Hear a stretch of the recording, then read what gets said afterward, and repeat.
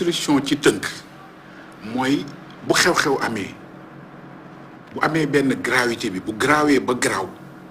lu mel ni crime dañ koy jox ki nga xam ne mooy juge instruction ndaxte bu boobaa c'est obligation lay am yoon da ko sant ñu saytuwaat ko defaat benn enquête bu mel ni bi police defoon wala gendarmerie am na ci yenn délits yoo xam ne itam bu amee su fekkee ne mbir mi leerlu am na ay lënc-lënc mën nañ ko yóbbu ci instruction yi loolu c'est facultatif mais bi nga xam ne moo obligatoire ci biir Sénégal moom mooy instruction criminelle instruction boobu nag article 11 code de procédure pénale daf koo tënk nee na lañ fay wax ak le juge bay def ak fu ñuy dem di gëstu xool ndax fii denc nañ fa ay oto wala denc nañ fa ay at wala diwkat nañu dem jëli ko yóbbu ko kaso denc ko ba instruction bi jeex loolu yëpp loolu moom ñu ngi ci biir procédure instruction bi nga xam ne moom la juge bi koy biñ ko jox moom lay gëstu dañu ne nag ci phase boobu bu ñu fa nekkee ñëpp ñu ci bokk mu juge bi ci boppam muy greffier muy expert yi jël interprète avocat képp ku nga xam ne daal yaa ngi wër loolu ci biir enquête bi dañ la wax ne la kat da ngaa war a téye sa làmmiñ loolu moom mooy secret instruction boo xam ne garantie la boo xam ne attekat bi ak législateur bi daf ko teg pour ñëpp ñi nga xam ne dañ cee bokk wax dëgg yàlla ñu respecté ko te respecté itam lu am solo la ndaxte loolu day tax juge bi mën def liggéeyam ba ñu mën a xam ci cëppaandaw ba fan la dëgg gi firi loolu mooy secret de l'instruction léegi-léegi damay xool gis kër yu bëri dañuy umpale lool gis nga yoon may na attekat bi jox na ko ay jumtukaay yoo xam ne képp ku violé secret d'instruction mën nañ laa daan article 363 bu code pénal moom moo koy réglé képp ku nga xam ne violé secret d'instruction moo xam journaliste nga moo xam keneen la comme ni ma la ko waxee greffier wala kenn ku ci bokkoon boo ko violé yoon prévoir nañu daan la benn weeru kaso ba juróom benn weeru kaso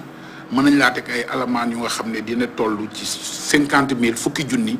ba ci juróom benn fukki junni nga xam ne bu boobaa yoon moom dëgg-dëgg li mu bëgg moom mooy ñëpp ñu respecter loolu parce que kat ku ñu yóbbu ci juge d'instruction wala dossier rek ça ne veut pas dire que kii dafa def wala deful def beeg deful ji ko mën a xam mooy ëllëg ki nga xam ne moom mooy àtte loolu tax ñu garantir loolu pour que citoyen yëpp tënku ci ba ñëpp ñu yemale ñëpp ba ak yelleefu doomu aadama ci sunum réew ñu mën koo sàmm rawatina bu fekkee ne dossier dafa nekk ci kanamu juge d'instruction. Tok Tok Sénégal.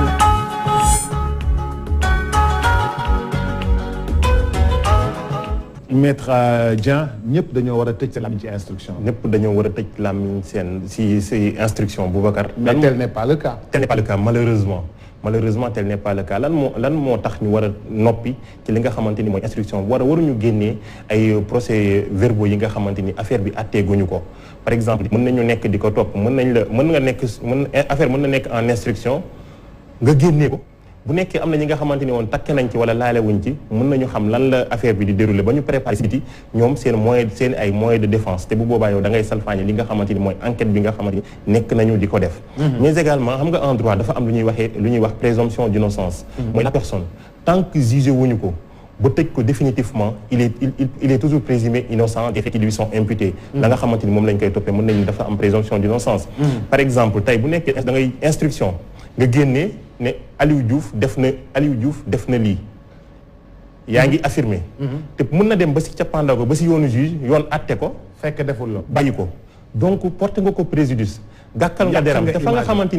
xamante ni peut-être bind nga ko def wax ni def na lii doo defaat ni mel ñëw ni non Aliou Diouf deful lii erreur la woon doo ko defaat da ngay passer sous silence la nga xamante ni ci dogal na ko dañu koy wax même bu nekkee procès verbal parce que le journaliste dama koy rappeler également bokkul ci partie nga xamante ni ñoom ñooy sekkal instruction bi mais day def des investigations mën na am des informations mais il y a une façon de traiter ces informations là comme par exemple bu nekkee dañu mettre à ta disposition un procès verbal yaa xam foo ko jëlee de peut-être selon tes sources wala say investigation procès verbal doo ko jël rek plaqué ko comme ça il y a une façon de traiter les procès verbaux da ngay mën nga jël nit ki nga xamante ni il est présumé innocent même bu ko bind ay initial turam nga war a def bu nekkee Aliou Diouf mën nga def AD parce que il est présumé innocent boo demee ba nga xamante ni nag cour d'appel définitif jugement définitif cour d'appel bu rendre décision foofu mën nañ ni la personne condamné nañu ko définitivement. même bu nekkee dafay def recours bi du suspensif. recours bi du suspensif bu nekkee en cour d'appel bu rendre décision mën nga ni kii moom moo def la nga xamante ni lañ koy toppee wala deful la nga xamante ni dañu koy toppee parce que moom mooy jugé en second ressort cour d'appel. même bu nit ki après defee recours pourvoi en cassation. loolu du suspendre li nga xamante ni mooy décision mais tant que nit ki jugé wuñu ko ba cour d'appel waroo ni kii waroo bind turam en intégralité waroo ni kii def na. waroo wax ni def na waroo bind turam en intégralité. loolu la journaliste yi def de. malheureusement. voilà malheureusement et c'est un délit bi nga xamante ni ñun peut-être parfois la justice laisse faire. parce que journaliste du révéler ay sources mën nañ la ñëw wax ne la. nga ni du ma révéler samay sources. mais c'est un délit bi nga xamante ni quotidiennement dañu koy commettre sans s'en rendre compte parfois. et dañuy nuire également à la personne de l'autre imagine si la personne ki nga xamante ni dañu ko indi. ñu wax ni par exemple bu ma jëlee affaire mbirum faux billet Thione Seck yi ñu ni Thione Seck fekk nañu lii këram xam nga ki nga xamante ni mooy juge première instance bi dafa ñëw ne procédure bi dafa nul. donc Thione il est blanc comme si nga xamante ni mooy mais cour d'appel dafa ñëwaat infirmer loolu. mais boobu noonu Thione Seck mën a jàpp ni dañoo gàkkal li nga xamante ni mooy deram parce que deful. journaux yi tooñ nañ ko.